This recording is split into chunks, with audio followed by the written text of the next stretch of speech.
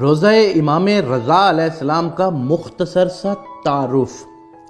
بادشاہ امام رضا علیہ السلام کے حرم کا کل رقبہ 240 ایکڑ ہے، یعنی 1920 کنال۔ حرم پاک کا ایک چکر 4 کلومیٹر کا پیدل سفر بنتا ہے۔ سڑک جہاں سے ختم ہوتی ہے وہاں سے حرم پاک میں داخل ہوں تو دنیا کا سب سے قیمتی پتھر لگا ہوا ہے۔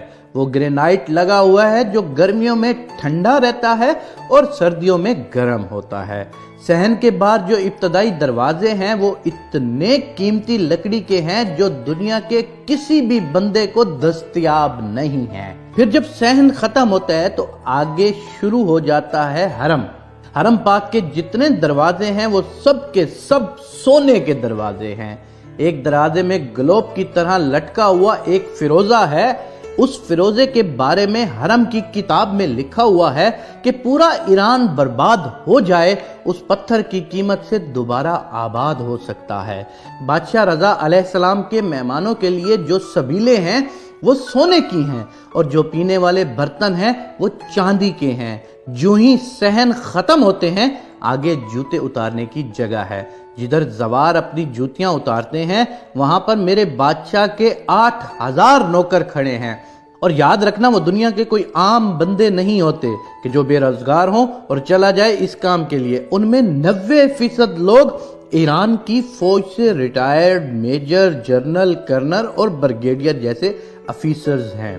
وہ ریٹائرمنٹ لے کر درخواست دیتے ہیں کہ ہمیں پینشن نہ دے، بادشاہ رضا علیہ السلام کے زواروں کی جوتیاں اٹھانے کی نوکری دی جائے۔ دنیا کا کوئی 7 سٹار ہوٹل اتنا خوبصورت نہیں جتنا بادشاہ رضا علیہ السلام کے لنگر خانہ خوبصورت ہے۔ جہاں تک میں نے ایک عالم دین سے سنا تھا کہ وہاں پر زوار کی عرش کے فرشتے مہمان نوازی کرتے ہیں۔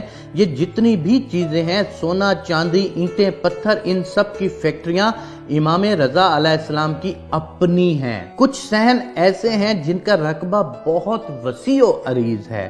ان کو صحن بزرگ کہتے ہیں۔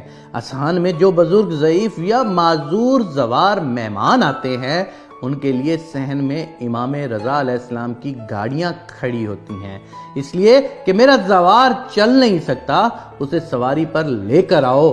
3 منزلوں پر محیط ہے میرے بادشاہ رضا کی زری مبارک۔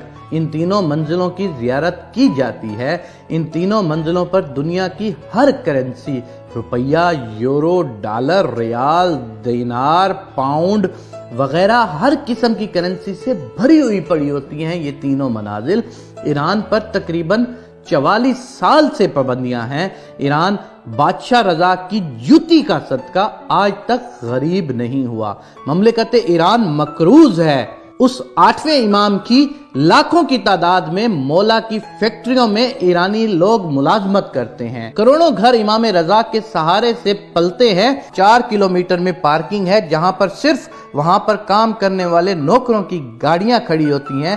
یہ ہے ایک مختصر سا تعارف جناب امام رضا علیہ السلام کا جو 8ویں امام ہیں۔ ایران پر 44 سال سے پابندیاں ہیں، لیکن اس ایک امام کی زیارت کے لیے پوری دنیا سے لوگ جو آتے ہیں ان کا دیا ہوا اتنا کچھ ہوتا ہے، امام رضا کی برکت اتنی ہوتی ہے کہ پورا ایران کبھی